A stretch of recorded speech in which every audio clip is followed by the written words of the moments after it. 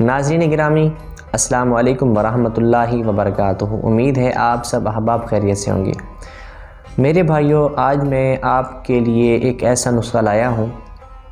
روزے کے دوران انسان کو کمزوری پیدا ہو جاتی ہے، نکات پیدا ہو جاتی ہے، چلتے پھرتے اس کو چکر آنا شروع ہو جاتے ہیں، پھر متلی سا آنا، قے آنا، قبض ہو جانا، گیس پیدا ہونا، ان تمام چیزوں سے آپ کو چھٹکارا ہو جائے گا اور روزے بھی آپ سکون سے رکھیں گے، سکون سے آپ تراویح شریف پڑھیں گے اور آپ کو کمزوری محسوس نہیں ہوگی۔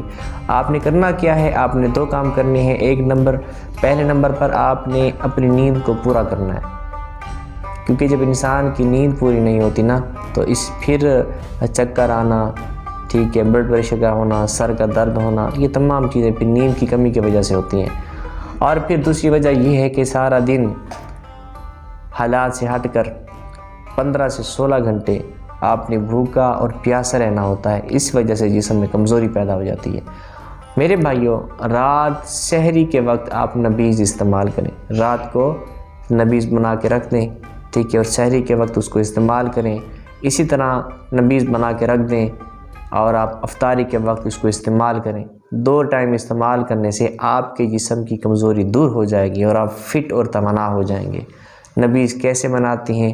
ملتے ہیں نئی ویڈیو کے ساتھ، تب تک کے لیے اللہ حافظ۔ السلام علیکم ورحمۃ اللہ وبرکاتہ۔